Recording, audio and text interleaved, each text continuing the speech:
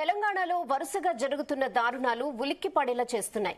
మానవ సంబంధాల పట్ల నమ్మకానికి తూట్లు పడుస్తున్నాయి. భార్య భర్తల మధ్య ఉండాల్సిన అనుబంధాలు అనుమానమనే పెనుభూతానికి గురిచేస్తున్నాయి. మేడిపల్లిలో గర్భవతి అయిన భార్యను ముక్కలు ముక్కలుగా చేయగా మహబూబ్ నగర్ లో భార్యను పెట్రోల్ పోసి తగలెట్టేశాడు ఓ మహానుభావుడు. కొత్తగూడెంలో 2 ఏళ్లుగా భార్య కడుపు మార్చి మరీ ఎముకల గూడిగా చేసి చంపేశాడు. ఇక వరంగల్లో ఊపిరాడకుండా భార్యను హత్య చేశాడు భర్త. ఎందుకు ఇలా చేస్తున్నారు? వీరికి ఏమైంది? వీరిక మారరా? ఇదే అంశంపై ఇవాళ డిబేట్ లో డిస్కస్ చేద్దాం. మనతో పాటు డిబేట్ లో జాయిన్ అవబోతున్నారు అనిత గారు, అసిస్టెంట్ ప్రొఫెసర్, అలాగే ఉషశ్రీ గారు సోషల్ యాక్టివిస్ట్, తర్వాత సైకాట్రిస్ట్ పూజిత గారు కూడా జాయిన్ అవుతారు. సో ముందుగా అనిత గారి దగ్గరికి వెళ్దాం. నమస్తే అనిత గారు. యా, సో చూస్తున్నాం మనం వరుసగా ఏదో ఒక ఘటన, ఒకటి అయ్యో అనే లోపు ఇంకొకటి, అంటే ఇంకా ఒకటి దాన్ని మించి ఇంకొకటి ఇలా ఉంది. తిండి పెట్టకుండా చంపడం అంటే ఎలా? అంటే ఇప్పుడు సమాజంలో అసలు రీజన్ ఎవరంటే ఓన్లీ వాళ్ళ అలవాట్లే అని చెప్పాలా, లేకపోతే ఏంటి మెయిన్ వీళ్ళని ఇన్ఫ్లుయెన్స్ చేస్తున్న అంశాలు ఏమై ఉంటాయంటే ఏం చెప్తారు ఒక ప్రొఫెసర్ గా? ఇప్పుడండి మనము రోజు ఏదో ఒక న్యూస్ తప్పకుండా చూస్తున్నాం ఈ క్షీణిస్తున్న మానవ సంబంధాల మీద. దీనికి ఒక రీజన్ అనడానికి లేదండి. Many reasons are coming together. ఒక్కటని కాకుండా మన అలవాట్లే కానివ్వండి, మన మీద మీడియా ఎఫెక్టే కానివ్వండి, సోషల్ మీడియాలో మనం ఎక్కువగా యూజ్ చేస్తున్న విధానమే కానివ్వండి, అండ్ కంపారిజన్స్, మనుషుల మధ్య పెరుగుతున్న కంపారిజన్స్. సోషల్ మీడియాలో మంచి మంచి హ్యాపీగా ఉన్న సన్నివేశాలు, సంఘటనలు, సెలబ్రేషన్స్ ఎక్కువగా షేర్ చేసుకుంటారు. అంత మాత్రాన మిగతా వాళ్ళు ఏమనుకుంటారంటే వీళ్ళకి ఏ ప్రాబ్లమ్స్ లేవనుకుంటారు చూసేవాళ్ళు. బట్ వాళ్ళు ఇండివిజువల్ గా ఎట్లాంటి ప్రాబ్లమ్స్ ని గో త్రూ అవుతున్నారు ఏంటనేది వాళ్ళు ఎవరు సోషల్ మీడియాలో పెట్టరు. కానీ తర్వాత ఇట్లాంటి సంఘటనలు, సందర్భాలు బయటకు వచ్చినప్పుడు వాళ్ళు పర్సనల్ గా ఎంత టార్చర్ అనుభవిస్తున్నారు, ఎంత సఫర్ అవుతున్నారు అనే విషయాలు తెలుస్తాయి. సో మనకేంటంటే కనిపిస్తున్నది ఒకటి, రియాలిటీలో చాలా మంది అనుభవిస్తున్నది ఒకటి. అయితే ఇవన్నీ ఏమవుతుందంటే ఇవన్నీ తెలియని వ్యక్తులు ఏదో ఇంకొకరి జీవితం బాగుంది, మాకేదో డిస్సాటిస్ఫాక్షన్ ఉందని ఒక కైండ్ ఆఫ్ డిప్రెషన్ కి వెళ్ళిపోతున్నాయి. ఇప్పుడు మీరు స్టాటిస్టిక్స్ చూసినా కూడా చాలా మంది యంగ్స్టర్స్ ఎక్కువగా డిప్రెషన్ కి లోన్ అవుతున్నారు. మెంటల్ హెల్త్ ఇష్యూస్ పెరుగుతున్నాయి. ఇది యంగ్స్టర్స్ కే కాకుండా ఈవెన్ ఏజ్డ్ పీపుల్ కూడా అవుతుంది. Maybe because of mobile phone uses excess గా యూజ్ చేయడము, అండ్ ఆల్సో మీడియా ప్రొజెక్షన్. వాళ్ళు content, whether you are talking about OTT platforms కానివ్వండి, లేదా మూవీస్ లో కానివ్వండి, చూపిస్తున్నటువంటి సంఘటనలు, సీరియల్స్ లో వస్తున్నటువంటి మానవ సంబంధాల మధ్య ఒక కైండ్ ఆఫ్ అనుమానాలు రేకెత్తించడం, ఇవన్నీ ఏంటంటే మనకి ఇప్పటి వరకు లేనటువంటి కొన్ని కొత్త కొత్త ఆలోచనలు తీసుకొస్తున్నాయి. అవి ఫైనల్ గా ఇటువంటి పరిస్థితులకు దారితీస్తుంది. ఎక్కువగా ఒకరి భార్యాభర్తల మధ్యలో అయితే మాత్రం ఎక్కువ అనుమానం పెరిగిపోవడము, ఒకరి మధ్య ఒకరు క్లారిటీ తీసుకోవాలనుకోకపోవడం, అది ఆర్గ్యుమెంట్ గా పెరిగి ఒక స్టేజ్ వచ్చేసరికి ఇద్దరి మధ్యలో చాలా డివిజన్ రావడం. ఆ డివిజన్ ఈ లెవెల్కి వెళ్ళిపోతుందంటే చివరికి చంపేంత వరకు కూడా వెళ్తున్నారు. సో చంపడం అనేది ఇది ఎక్స్ట్రీమ్ లెవెల్. అక్కడ వరకు ఒక మనిషి వెళ్తున్నాడంటే అతనికి ఎంత మెంటల్ టార్చర్, ఎటువంటి పరిస్థితులను ఎదుర్కొని ఉంటారు. అండ్ ప్రేమించిన వ్యక్తి, జీవితాంతం ఉండాలనుకున్న వ్యక్తిని చంపుతున్నారంటే వాళ్ళు ఎటువంటి మెంటల్ స్టేజ్ కి వెళ్తున్నారని కూడా మనం అనాలిసిస్ చేయాల్సిన సందర్భం ఇది. అండ్ ఇవి 1-2 కేసెస్ కాదు, ఫ్రీక్వెంట్ గా జరుగుతున్నాయి. ఒక వయస్సుతో సంబంధం లేకుండా, ఏజ్ తో సంబంధం లేకుండా, వాళ్ళ ఫైనాన్షియల్ కండిషన్స్ తో సంబంధం లేకుండా, రిచ్ కానివ్వండి, పూర్ కానివ్వండి, ఇప్పుడు బయటకు వస్తున్న సంఘటనలు బహుశా నాకు తెలిసి కొన్నే అయ్యి ఉండొచ్చు. బట్ చాలా సంఘటనలు బయటికి రాకుండా కూడా ఉండిపోతున్నాయేమో తెలీదు. బట్ ఇంత వైలెంట్ పరిస్థితి వచ్చినప్పుడు మాత్రమే వాటిని హైలైట్ చేయడం అనేది కాకుండా జనాల్లో అవేర్నెస్ అనేది కూడా క్రియేట్ చేయాల్సిన అవసరం ఉంది. అండ్ ఈ మెంటల్ ఇష్యూస్ ని ఎవరు ఒకరు అడ్రస్ చేయాలి. వాటిని అలా పొడిగించుకుంటూ పోవడం వల్ల ఏమవుతుందంటే ఇటువంటి సంఘటనలు ఇంకా పెరగడం తప్పించి తరగడం అనేది జరగదు. ఫస్ట్ మెయిన్ కాజ్ వీటన్నిటికీ ఎక్కడంటే ఎఫెక్ట్ అవుతున్న హ్యూమన్ రిలేషన్షిప్స్ అసలు ఎలా ఎఫెక్ట్ అవుతున్నాయి, వాటిని ఎట్లా రెక్టిఫై చేయొచ్చు అనే అంశం మీద ఎక్కువ కాన్సన్ట్రేట్ చేస్తే ఎవరి ఫ్యామిలీకి వాళ్ళు అటువంటి ప్రికాషన్స్ తీసుకుంటేనే జరుగుతాయి. ఇప్పుడు న్యూక్లియర్ ఫ్యామిలీస్ అయిపోవడం కూడా ఒక డిసడ్వాంటేజ్ అయ్యింది మనకి. ఎవరి ఇళ్లలో ఏం జరుగుతుందో ఎవరికి తెలియదు. ఎవరి పాటికి వాళ్ళు ఆఫీసులో వెళ్తారు, తిరిగి వచ్చిన తర్వాత పిల్లల్ని చూసే వాళ్ళు ఉండరు, ఆఫీస్లోకి వెళ్ళిన వాళ్ళు ఏ టైంకి వస్తున్నారో తెలియట్లేదు. సో వీటన్నిటి వల్ల ఏమవుతుందంటే ఒక ప్రాపర్ ఫ్యామిలీ సిస్టమ్ అనేది దెబ్బతింటోంది. దీనికి తోడు మీడియా ఎక్స్పోజర్ లో అక్కడ వస్తున్నటువంటి సంఘటనలు, రోజు చూస్తున్నటువంటి కార్యక్రమాలు, ఇవన్నీ కూడా వాళ్ళ మీద ఒక ఇన్ఫ్లుయెన్స్ చేసి వాళ్ళు ఇటువంటి పరిస్థితికి రావడానికి కారణం అవుతుంది. ఇటువంటి పరిస్థితి రావడమే కాకుండా దీనికి సంబంధించిన కాన్సిక్వెన్సెస్ ని కూడా హైలైట్ చేస్తే బహుశా ప్రాబ్లం ఏమైనా సాల్వ్ రావచ్చు. ఎస్ అనిత గారు, అంటే మీరు ఇప్పుడు ప్రొఫెసర్ గా ఉన్నారు, అంటే ఒక్కొక్క క్లాస్ నుంచి స్టూడెంట్స్ మారుతూ ఉంటారు. సరే, ఒక 5 years బ్యాక్ స్టూడెంట్స్ కి ఇప్పుడు స్టూడెంట్స్ కి మీరు ఎలాంటి చేంజెస్ చూస్తున్నారు? అంటే స్పెషల్లీ అమ్మాయిల్లో కానీ అబ్బాయిల్లో కానీ వాళ్ళ బిహేవియరల్ చేంజెస్ కానీ రెస్పెక్ట్ ఇవ్వడంలో కానీ ఇలాంటి వాటిలో అయితే చేంజెస్ డెఫినెట్ గా ఉంటాయి. సో మీకు ఏమనిపిస్తుంది? మీ అనాలిసిస్ ఏంటి? అంటే నేను ఆల్మోస్ట్ 20 years నుంచి టీచింగ్ ప్రొఫెషన్ లో ఉన్నానండి. నేను టీచింగ్ ప్రొఫెషన్ స్టార్ట్ చేసినప్పుడు అంటే it also depends upon the brought up of the child. ఇప్పుడు మీరు బాగా rich family, class families, highly కొన్ని ఇంటర్నేషనల్ స్కూల్స్ ఇట్లాంటి వాటికి వెళ్తే మనకు ఆ పిల్లల కల్చర్, వాళ్ళ లైఫ్ స్టైల్ అదంతా వేరే ఉంటుంది. మీరు లేదంటే కొంచెం రూరల్ ఏరియాకి వెళ్తే అక్కడ లైఫ్ స్టైల్ వేరే ఉంటుంది. సో నేను అన్ని సెట్స్ ఆఫ్ స్టూడెంట్స్ ని ఎక్స్పీరియన్స్ చేశాను. వాళ్ళ బ్యాక్గ్రౌండ్స్ ని బట్టి, వాళ్ళ విధానము, వాళ్ళ బ్రాటప్ బట్టి వాళ్ళు ఇచ్చే రెస్పెక్ట్ కూడా మారుతుంది. మనం ఈ క్లాస్ వాళ్ళు ఇలా చేస్తారు, ఆ క్లాస్ వాళ్ళు అలా చేస్తారు అనడానికి లేదు. బేసిక్ గా వాళ్ళు ఎలాంటి బ్రాటప్ నుంచి వస్తారనేది ఉంటుంది. అందరూ అలా ఉంటారు అనుకోవడానికి లేదు. కానీ డెఫినెట్ గా మారుతున్న పరిస్థితుల కారణంగా, మారుతున్న అలవాట్ల కారణంగా టీచర్లకు కానీ పెద్దవాళ్ళకి కానీ పెద్దగా రెస్పెక్ట్ ఇవ్వాల్సినంత అవసరం లేదని భావించే మెజారిటీ పెరిగిపోతుంది. మన ఒకప్పుడు సమయంలో అయితే మేము టీచర్లు అంటే కొంత దూరం మెయింటైన్ చేసి వాళ్ళతో మాట్లాడేటప్పుడు 1-2 సార్లు ఆలోచించి ఈ మాట్లాడాలన్నా ఏం మాట్లాడింది ఎంతో పరిశీలన చేసుకుని వెళ్లేవాళ్ళం. కానీ ఇప్పుడు అట్లా కాదు. They like friendly faculty. ఇది నేను చాలా ట్రెండ్ అబ్జర్వ్ చేసింది. But what I feel is definite గా ఒక లైన్ అనేది టీచర్ కి ఫ్యాకల్టీకి మధ్య ఆల్వేస్ ఈస్ నీడెడ్. అది లేకపోతే రేపు టీచర్ కి ఇబ్బందులే, పిల్లలకి ఇబ్బందులే అవుతాయి. వాళ్ళకు కూడా తెలీదు ఎవరితో ఎలా వ్యవహరించాలని. ఇప్పుడు ఏమైపోతుందంటే వాళ్ళకి చాలా ఫ్రెండ్లీగా ఉండే వాళ్ళని వాళ్ళు ఇష్టపడతారేమో, కానీ వాళ్ళ కెరియర్ గైడెన్స్ చేయడానికి వస్తే మనం ఎంత బాధ్యతగా చెప్పగలం అనేది మనకు ఉండే ఒక లైన్ ని బట్టి డిసైడ్ చేయొచ్చు. సో యాజ్ ఎ టీచర్ నేను చాలానే చూసాను ఇట్లాంటి వేరియేషన్స్ కొన్ని కాలేజెస్. అనిత గారు, అంటే పేరెంట్స్ విషయంలో కూడా లైన్ కొంచెం ఎక్కువే క్రాస్ అయిపోతున్నారు కదా?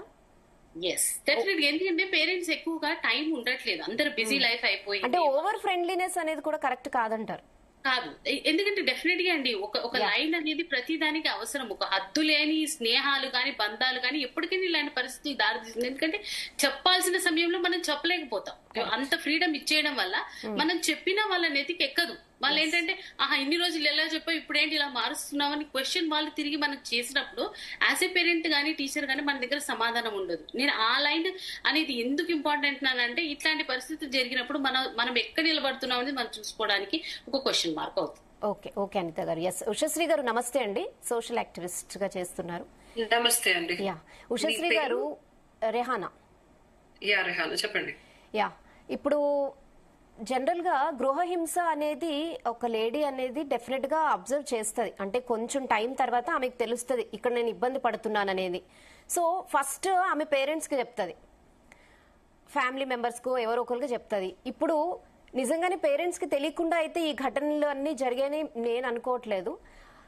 పేరెంట్స్ బాధ్యత ఎంతవరకు ఉండాలి? అండ్ నిజంగా ఆమె గృహహింస అని తెలిసిన తర్వాత అసలు ఫస్ట్ ఎవరికి చెప్తే బెటర్ అంటారు? లైక్ మనకి చాలా ఉన్నాయి కదా ఫెసిలిటీస్ కూడా, పోలీస్ వ్యవస్థ ఉంది, కౌన్సిలింగ్ సెంటర్స్ ఉన్నాయి, లీగల్ సిస్టమ్స్ ఉన్నాయి. సో ఏం చెప్తారు యాక్టివిస్ట్ గా? మీరు కూడా ఇలాంటి కేసెస్ ఇప్పుడు చాలా అబ్జర్వ్ చేస్తున్నారు. సో మీ అనాలిసిస్ ఏంటి, మీ అబ్జర్వేషన్ ఏంటి ఈ కేసెస్ లో? So Rehana, on an average, I'm not only being an advocate, I also take case of family counseling. Okay. And most of the cases naku DVCలు లేకపోతే వీళ్ళకి వెళ్లే ముందు I'm getting more of the counseling cases. Okay. ఎందుకంటే నేను ఇద్దరు మనుషుల్ని కలిసి ఉండటానికి చాలా ప్రయత్నిస్తాను, రాదర్ దాన్ నాకు ఏదో కేసు వచ్చిందని చెప్పి కంపౌండ్ డబ్బులు ఇవ్వండి నేను డివోర్స్ పిటిషన్ ఫైల్ చేస్తానని అన్ను. And on the first and foremost ground అమ్మాయిలకైనా అబ్బాయిలు ఎక్కువ అప్రోచ్ అవుతున్నారు నన్ను. ఓకే, ఈ ఫ్యాక్ట్స్ ఏదైతే మా మాట ఇందు, మా అమ్మ నాన్నలు చెప్పినట్టు విందు, బయటకు వెళ్తుంది, ఎవరో అబ్బాయితో మాట్లాడుతుంది, నాకు అనుమానంగా ఉంది, ఆ అబ్బాయి ఏం చేస్తాడో తెలీదు, ఈ అమ్మాయి డబ్బులను అక్కడ ఇచ్చేస్తుంది, టైంకి ఇంటికి రాదు, ఇంట్లో పిల్లల్ని సరిగా చూసుకోదు, వంట చేయదు, పొద్దున్నే లేగదు, మా అమ్మ నాన్నకి రెస్పెక్ట్ ఇవ్వదు. These are lot of complaints. Okay, so ఇప్పుడున్న కాలమాన పరిస్థితులను బట్టి అమ్మాయి ఉద్యోగం చేయడం మానట్లేదు, రెస్పాన్సిబిలిటీస్ ఫుల్ఫిల్ చేయాలి. And societal basic common sense of morality అంటాం. లా ఏదన్నా చెప్పనివ్వు, సొసైటీ ఎట్లన్నా ఉండనివ్వు, మన పూర్వీకుల నుంచి వచ్చిన ఒక కొన్ని కామన్ మొరాలిటికల్ గ్రౌండ్స్ ఉంటాయి కదా. ఆడపిల్లలానే ఉండాలి, బయట తిరగకూడదు, వేరే అబ్బాయితో మాట్లాడకూడదు, మిడ్ నైట్ వరకు పార్టీ చేయకూడదు, ఇట్లాంటి బేసిక్ మొరాలిటికల్ గ్రౌండ్స్ దగ్గర కాన్ఫ్లిక్ట్స్ వస్తున్నాయి. అండ్ బిగ్గెస్ట్ ప్రాబ్లం వచ్చి ఎక్స్ట్రా మ్యారిటల్ ఎఫ్ఐఆర్. ఈ ఎక్స్ట్రా మ్యారిటల్ ఎఫ్ఐఆర్ అనేది ఒక అనుమానంతో మొదలైనప్పుడు ఆ అనుమానాన్ని వాళ్ళు డైరెక్ట్ గా వ్యక్తపరచకుండా రకరకాల మాధ్యమాలు వాడుతూ వీళ్ళని టార్చర్ పెట్టడం. ఫిజికల్ ఒక్కటే కాదు, ఫిజికల్ అబ్యూస్ ఒక్కటే కాదు, మెంటల్ అబ్యూస్, సొసైటికల్ అబ్యూస్, చుట్టాల ముందు గానీ, వాళ్ళ కొలీగ్స్ ముందు గానీ, ఫ్రెండ్స్ ముందు గానీ రకరకాలుగా సూటిపొట్టి మాట్లాడుతాం. ఇప్పుడు మనం కోర్టు వారు కూడా దీన్ని గమనించి మెంటల్ సైకలాజికల్ టార్చర్ అని కూడా దీన్ని మనం చాలా క్లియర్ గా చెప్పారు. అండ్ ఆన్ ద టాప్ ఆ అమ్మాయికి కాంజుగల్ రైట్స్ ఏవైతే ఉన్నాయో అవి కూడా ఫుల్ఫిల్ చేయకుండా నువ్వు వెళ్తున్నావు కదా. So they are also depriving ఒక అమ్మాయిని, వీళ్ళ అనుమానాన్ని వాళ్ళ మీద రుద్దుతున్నారు. అలాంటప్పుడు అమ్మాయి చాలా గోత్రు అవుతున్నప్పుడు ఫస్ట్ అండ్ ఫార్మోస్ట్ తల్లిదండ్రుల దగ్గరికి వెళ్తుంది రెహానా. ఓకే, అండ్ ఇప్పుడున్న సొసైటీ, నా జనరేషన్ అవని ఇప్పుడు జనరేషన్ అవని, అమ్మా సర్దుకుపోమ్మా, పెళ్ళైపోయింది కదమ్మా, పిల్లలు ఉన్నారు కదమ్మా, ఎవరిని చేసుకున్నా ఇదే పరిస్థితి, డివోర్స్లు ఇచ్చినా మళ్ళీ ఇంకొకరు పెళ్లి చేసుకొని ఇదే చేయాలి కదా, ఉన్న దాంట్లోనే సర్దుకుపో సర్దుకుపో సర్దుకుపో అని చెప్పే తల్లిదండ్రుల సంఖ్య డెఫినెట్ గా ఇంకా ఎక్కువే ఉంది. అలా చెప్పని తల్లిదండ్రులు చేంజ్ రాలేదంటారా పేరెంట్స్ లో? ఇంకా కూడా ఇదండి ఇప్పటికీ కూడా పేరెంట్స్ లో అంటే ఈ మీరు చెప్పే పాయింట్ లో చేంజ్ వచ్చిందని అనుకుంటున్నాం. రీసెంట్ కేసు, నేను I can't tell you the names, ఆ అమ్మాయికి 24 ఏళ్ళు, అబ్బాయికి 25 ఏళ్ళు. ఈ కేసులో కూడా నువ్వు ఆ అబ్బాయిని వదిలేసి, నేను చాలా విషయాలు కొన్ని చెప్పలేను, being counsellor, I have NDAs non disclosure agreements కాబట్టి మీకు ఉజ్జాయింపుగా చెప్పాలంటే ఒక 24 ఏళ్ల యవ్వనంగా ఉన్న యవ్వనవతి పెళ్లి చేసుకుంది, అరేంజ్డ్ మ్యారేజ్ చేసుకుంది, కట్టకానుకలు ఇచ్చింది, భర్త చెప్పినట్టు 1.5 సంవత్సరం నుంచి వంట చేస్తోంది, ముగ్గులేస్తోంది, అసలు వంట రాంది. అమ్మాయి టార్చర్ లో ఉంది తెలుసా. ముగ్గు 25 నిమిషాలు వేస్తున్నావు, 10 నిమిషాల్లో వేయాలి. వంట 3 గంటలు చేస్తున్నావు, అరగంటలో చేయాలి. ఇల్లు 2 గంటలు ఉడుస్తున్నావు, 10 నిమిషాల్లో ఉడవాలి. ఇవి ఎక్స్పెక్టేషన్స్ అత్తమామలవి. అమ్మాయిల పేరెంట్స్ కి చెప్తాను ఏమన్నారు తెలుసా, ఇప్పుడు కూడా నువ్వు ఇప్పుడు కూడా అలా ఉన్నావా అంటే, జస్ట్ రీసెంట్ కేసు, రేపు ఇంకొక I have a counselling call with her, ఇప్పటికి కూడా నువ్వే అడ్జస్ట్ అవ్వాలి. అమ్మాయి చెప్పిన కొన్ని భయానక విషయాలు ఉంటే నాకు ఇంకేం చేయాలో తెలియక, అమ్మ మీ తల్లిదండ్రులతోనే చెప్పమ్మా అని చెప్పాను. ఎందుకంటే అడగాల్సింది వాళ్ళు, బాధ్యత తీసుకోవాల్సింది వాళ్ళు. అమ్మాయి కొన్ని చెప్తుంటే వద్దమ్మా అట్లా చేయకు, బయటకు వచ్చినా ఇంకెవరు ఉండరు మేడం, నేను ఇండిపెండెంట్ గా పని చేసుకుంటున్నాను, సఫకేషన్, నాకు చచ్చిపోవాలనిపిస్తుంది. ఆ అబ్బాయి నన్ను అంటే ప్రతిదీ, ఈ అమ్మాయి ఏది చెప్పినా వెళ్ళి వాళ్ళ అమ్మకి చెప్తాడంటండి. Can you believe that? భార్యాభర్తలు 4 గోడల మధ్యలో చేసుకునే విషయాలు, చెప్పకూడని విషయాలు, పోనీ ఏదన్నా ఈ అమ్మాయి సర్ది చెప్పుకునే విషయాలు కూడా తీసుకెళ్ళి వాళ్ళ అమ్మకి చెప్తే వాళ్ళ అమ్మ నాన్నకి ఫోన్ చేసి చెప్పడం అనేది ఎంత విడ్డూరం. అండ్ వాళ్ళ అమ్మ నాన్న వచ్చి ఈ అమ్మాయిని అడ్జస్ట్ అవ్వమంటున్నారు. ఇప్పటికీ ఉన్నారు. తల్లిదండ్రులు ఎప్పుడైతే ఆడబిడ్డ, there is a difference. Complaint చేయటం వేరు, సఫకేట్ అవ్వడం వేరు. బట్ క్రిమినల్ అఫెన్స్ చేసే వరకు సిచ్యువేషన్స్ వెళ్ళటం వేరు. అది ఒక రోజులో అయితే వెళ్ళదు. క్రిమినల్ అఫెన్స్ చేసే సిచ్యువేషన్ ఈవెన్చువల్ గా జరుగుతుంది. అప్పుడు తల్లిదండ్రులు తస్మాత్ జాగ్రత్త పడి ఆడబిడ్డ చెప్పేది విని అక్కడి నుంచి బయటకు తీసుకురావడం గానీ. అంటే ఇప్పుడు అందుకే ఇప్పుడు ఇలాంటి కేసెస్ జరిగినప్పుడు ఇన్లాస్ అంటున్నారు, హస్బెండ్ అంటున్నారు, అయిన తర్వాత పేరెంట్స్ వచ్చి ఇలా చేశారు అలా చేశారు అంటున్నారు. ఇప్పుడు మీరు ఒక కేసు చూసే ఉంటారు, 2 సంవత్సరాలు తిండి పెట్టకుండా ఎముకలు గూడులు అయిపోయింది, ఎముకలు గూడులు అయిపోయి చనిపోయింది. నిజంగా 2 years నుంచి ఆ అమ్మాయి ఫ్యామిలీ మెంబర్స్ మినిమం తిన్నావా ఉన్నావా చచ్చేవని కూడా అడుగుండరంటారా? ఇక్కడ ఎవరిని బ్లేమ్ చేయాలి? రెహానా, నేను ఒకటి చెప్తా, మనం ఇక్కడ బ్లేమ్ చేయాల్సింది ఆడపిల్లని ఒక ఇంటికి ఇచ్చే తల్లిదండ్రులు. డెఫినెట్ గా పెంచేటప్పుడు ఒక పద్ధతిలో పెంచాలి, వెళ్ళిన తర్వాత అడ్జస్ట్ అవ్వాలనే మెంటాలిటీ కూడా ఫస్ట్ నుంచి మనం ఇంబైట్ చేయాలి. ఆడపిల్ల మొక్కే వంగంది మానే వంగిద్దా అంట నేను. ఓకే,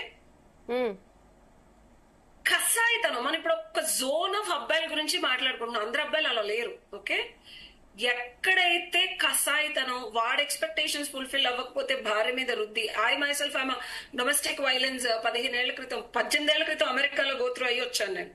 3 ఏళ్లు భరించి ఇక చచ్చిపోతాననే స్టేజ్ లో నేను ఇండియా వచ్చేసాను. అలాంటి సిచ్యువేషన్ లో కూడా మా నాన్నగారు, అమ్మ నువ్వు చచ్చిపో కానీ అక్కడే ఉన్నా అన్నారు. ఓకే, సో సొసైటీలో ఆడపిల్ల చచ్చిపోయినా పర్లేదు, మా పరువు పోకూడదు, మా పేరు బయటకు రాకూడదు, ఏదైనా కింద పడ్డా మీద పడ్డా అడ్జస్ట్ అయ్యి అబ్బాయితోనే ఉండాలి, లేకపోతే ఒక ఫ్యామిలీతోనే ఉండాలి. ఇండిపెండెంట్ అమ్మాయికి గౌరవం లేదు, ఉద్యోగం చేసుకొని బతికి ఇడిచే అమ్మాయికి బయట పరువుగా అంటే ఒక ఆడదానిగా సొసైటీలో గుర్తింపు లేదు అని ఆలోచించే తల్లిదండ్రులది, బయటికి వెళ్ళలేదు, వెళ్ళినా సరే మమ్మల్ని బయటికి లాగలేదు, మేము ఎంత టార్చర్ పెట్టినా సరే చచ్చినట్టు మా కాళ్ళ దగ్గర పడి ఉంటది అని ఆలోచించే అత్తమాలది మొగుడిది ఇద్దరిది తప్పండి. Okay, yeah.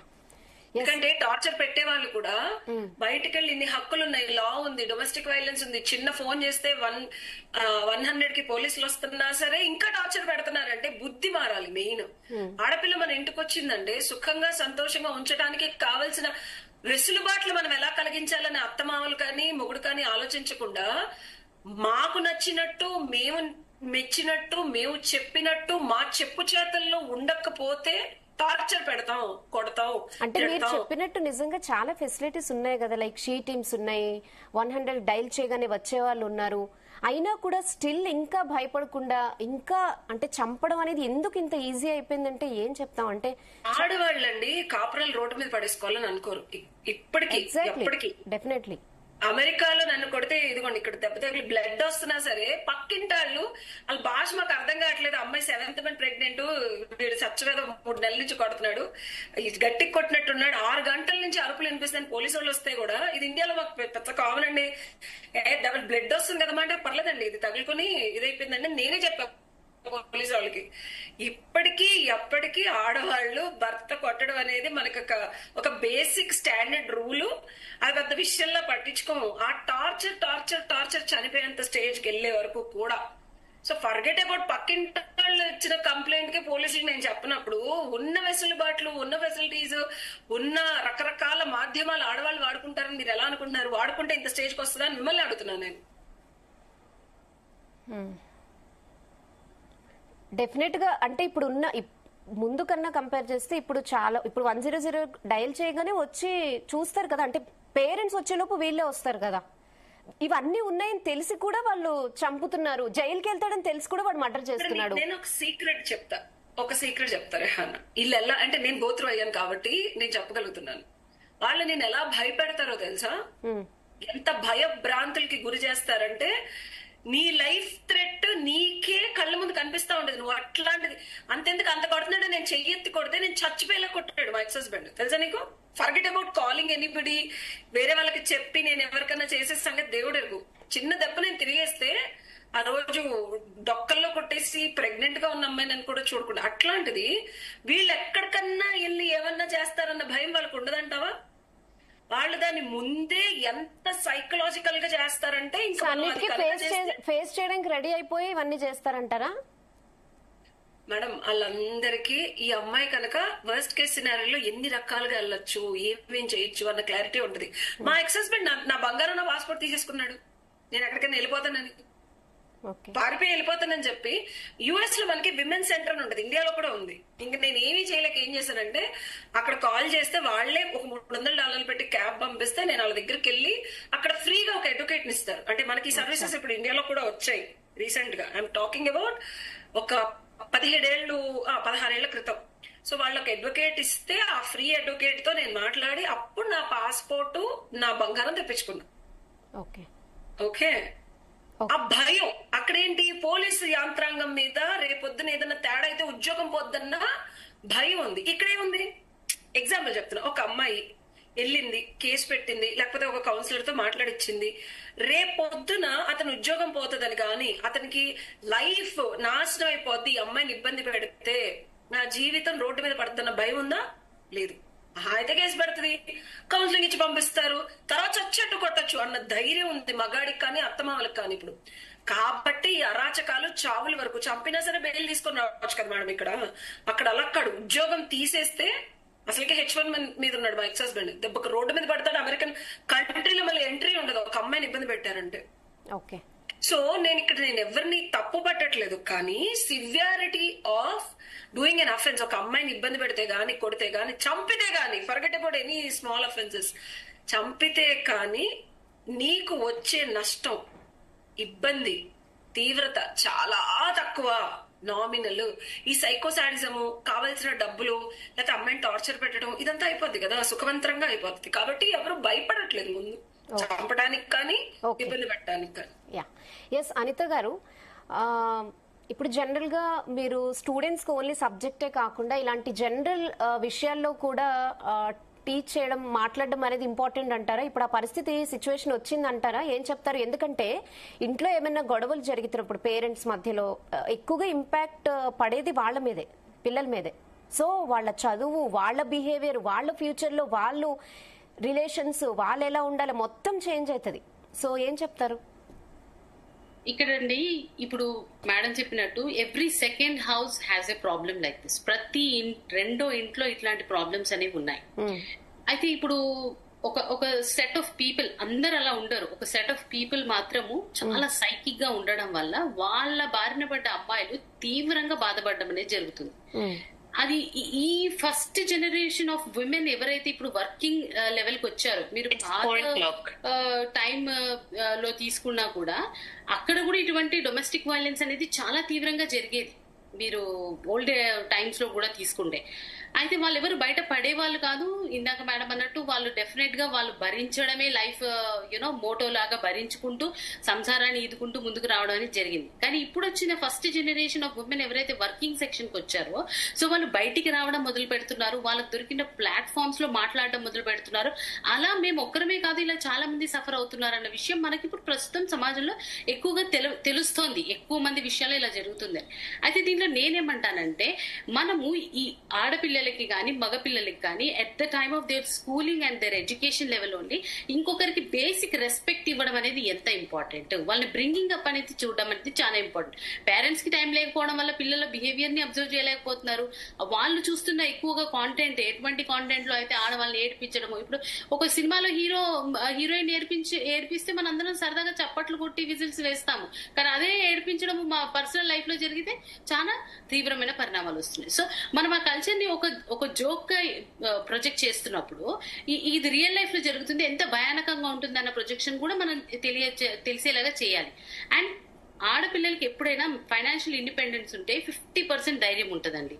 వాళ్ళకి ఏంటంటే, సరే నేను పూర్తిగా ఈయన మీద డిపెండ్ అవే బతకాల్సిన జీవితం కాదు నాది, వాట్ ఐఎమ్ ఇండిపెండెంట్, నేను స్వతంత్రంగా బతకగలనన్న ధైర్యాన్ని ఫస్ట్ ఆడపిల్లలు తీసుకొస్తే తన మీద జరిగే వాటిని తను ఎలా ఎదుర్కోవాలన్న అవగాహన తనకి ఇంటర్మీడియట్ డిగ్రీ రేంజ్ లోనే ఇస్తే లీగల్ గా కూడా నెక్స్ట్ తన లైఫ్ లో ఇటువంటి వచ్చినప్పుడు విత్ ఇన్ ఫ్యూ డేస్ తను ఎదుర్కొని బయటికి రాగలుగుతుంది. మనం ఏంటంటే పేరెంట్స్ వాళ్ళ తరఫు నుంచి పరువు సంబంధాలు ఇవన్నీ చూసే చేస్తారు, కానీ తర్వాత ఇలా జరిగినప్పుడు దాన్ని కప్పిపుచ్చేయాలనుకుంటారు. ఎందుకంటే it's matter of life time అనుకుని చేసే వాళ్ళు చాలా మంది ఉన్నారు. ఆ తర్వాత ఎలా సర్దుదాం. కానీ కొంతమంది పేరెంట్స్ ఏమైతే మాకు డబ్బులు వద్దు, ఏమొద్దు, మా అమ్మాయి కావాలని ఫైట్ చేసి ఆ అమ్మాయిని వెనక్కి తెచ్చుకున్న వాళ్ళు కూడా ఉన్నారు. కొన్ని ఎక్స్ట్రీమ్ కేసెస్ లో ఆ పిల్లలకి పేరెంట్స్ పట్టించుకోకపోవడము, వాళ్ళు ఆ అమ్మాయిని పూర్తిగా వదిలేసుకోవడము, తను చనిపోవడము, ఇవన్నీ జరగడం జరుగుతుంది. So it depends upon case to case. And majority of these cases which are going towards death, killing, అవన్నీ ఏంటంటే ఇంకా అవి ఎక్స్ట్రీమ్ కేసెస్. అటు బంధువులు ఇటు బంధువులు ఇంకా పూర్తిగా చేతులు వదిలేసి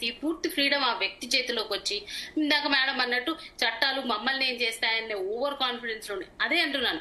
ఇలా జరిగిన వాళ్ళకి జరిగే పనిష్మెంట్ ని ఎంత సివియర్ గా పబ్లిసిటీ చేస్తే ఇంకా నెక్స్ట్ వాళ్ళకి అలా చేయాలంటే భయం వచ్చేలాగా ఉండాలి. ఇప్పుడు భయం అన్న కాన్సెప్ట్ అమ్మాయిల వైపే ఉంది కానీ అబ్బాయిల వైపు ఎక్కడుంది? అలా అని అమ్మాయిలు చంపట్లేదా చేయట్లేదా అని అనే వాళ్ళకు కూడా చెప్తున్నాను, చట్టం ఎవరికైనా సమానంగానే ఉండాలి. Whether it is women or a men, ఎవరు చేసినా అది సమానంగానే ట్రీట్ చేయాలి. కానీ ఫస్ట్ నేనేమంటానంటే, ఆడపిల్లలకి మా కాలేజ్ లెవెల్స్ లో కానీ స్కూల్ లెవెల్స్ లో కానీ awareness, education towards financial independence and self protection కి వాళ్ళు తీసుకోవాల్సిన చర్యల మీద అవగాహన ఇచ్చి, ఇది పిల్లలకి ఎంత అవసరం అన్న విషయం పేరెంట్స్ లో కూడా అవగాహన ఇస్తే తప్పించి నెక్స్ట్ రాబోయే generation of the set of women who are going to be completely empowered. ఎందుకంటే ఖచ్చితంగా నెక్స్ట్ జనరేషన్ అందరూ ఉద్యోగాలు చేసేవాళ్ళు, అందరూ బయటికి వెళ్లేవాళ్ళు. ఆ మైండ్ సెట్ కి అలవాటు పడే విధంగా అబ్బాయిలను కూడా తయారు చేయాలి. పేరెంట్స్ లేదు ఉద్యోగం చేసే అమ్మాయి ఉద్యోగం చేయాలి, డబ్బులు తేవాలి, కానీ పద్ధతిగా ఈ టైంకి రావాలంటే మరి ఆఫీస్ టైమింగ్స్ అలా ఉన్నప్పుడు అమ్మాయి ఎలా వస్తుంది అన్న మాట అమ్మాయి తరఫున మాట్లాడితే తప్పించి ఆ పేరెంట్స్ మైండ్ సెట్ లో అడ్జస్ట్మెంట్ అనేది రాదు. అలా పేరెంట్స్ కూడా చెప్పగలిగే స్టేజ్ లో మనం మెయిన్ గా అబ్బాయిని తీర్చిదిద్దగాలి. ఇప్పుడు అలాంటి మైండ్ సెట్ లేని అబ్బాయిలు ఇలా పెళ్లిళ్ళు చేసుకుని టార్చర్ చేయడం అనేది కామన్ గా మనం ఈరోజు చూస్తున్నాము. ఇది కనుక కంట్రోల్ చేయకపోతే నెక్స్ట్ కూడా అదే కంటిన్యూ అయ్యే పరిస్థితులు ఉంటాయి. So awareness, constant advertisements, constant awareness programmes, ఆడపిల్లలు ఒకవేళ ఇలాంటి పరిస్థితులు ఇరుక్కుంటే లీగల్ అవేర్నెస్ ఎలా ఉండాలి, ఎవరిని అప్రోచ్ అవ్వాలనేది రిపీటెడ్ గా ఇవ్వాల్సిందే. అది ఎంతవరకు యూజ్ చేస్తారనేది it depends upon case to case. కానీ ఇవ్వడం అనేది సమాజంలో మన బాధ్యత అని నేను అంటాను.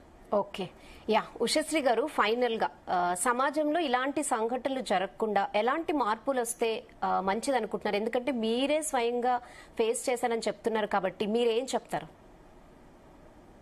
100% ఐ అగ్రీ విత్ మేడం. ఏదైతే ఆబ్వియస్లీ 20 ఏళ్ల ఎక్స్పీరియన్స్ ఆవిడకి, అండ్ దట్టు గురు సమానులు డెఫినెట్ గా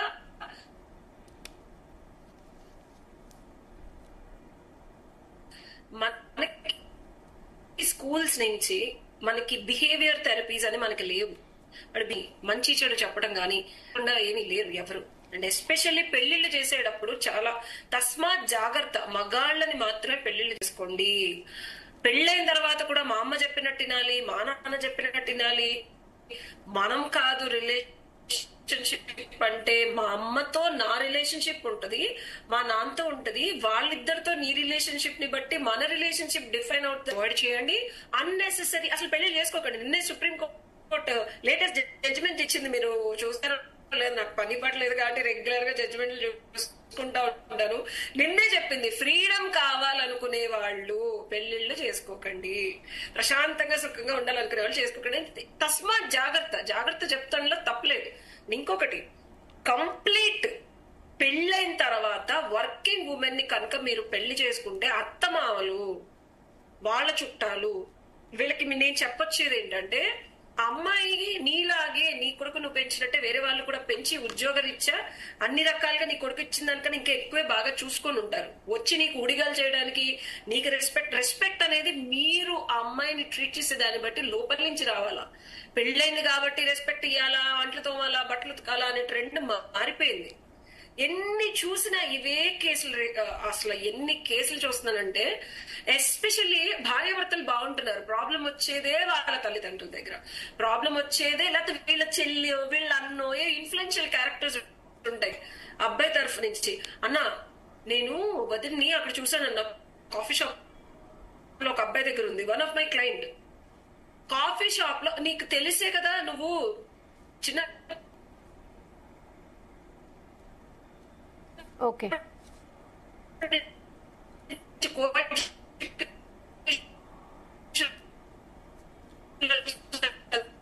పిల్లలు. ఓకే ఉషశ్రీ గారు, అది మీకు టెక్నికల్ ఇష్యూ ఉన్నట్టుంది. వాయిస్ డిస్టర్బెన్స్ వస్తుంది ఉషశ్రీ గారు. కొలీగ్స్ ఉంటారు. ఓకే, థ్యాంక్ యూ అనిత గారు, ఉషశ్రీ గారు, thanks for joining in debate. So మొత్తానికి చూసాం కదండి, ఇలాంటి ఘటనలు అయితే సమాజంలో జరగడం చాలా దురదృష్టకరం. ఎందుకంటే ఇది ఒక కుటుంబ సమస్య కాదు, నిజంగానే సొసైటీకి షేక్ చేసే సమస్య. ఎందుకంటే ఒక కుటుంబంలో జరిగే సమస్య మొత్తం సొసైటీని ఇన్ఫ్లుయెన్స్ చేస్తుంది. ఇది మీడియాలో వస్తుంది, అందరూ చూస్తారు, మళ్ళీ ఫ్యూచర్ జనరేషన్స్ మీద కూడా ఇంపాక్ట్ చూపిస్తుందని నిపుణులు చెప్తున్నారు. సో ఇలాంటివి జరగకుండా చూడాల్సిన బాధ్యత సమాజానికి కూడా ఉంటుంది. ఇది వాటి debate. Stay tune to Zee Telugu news.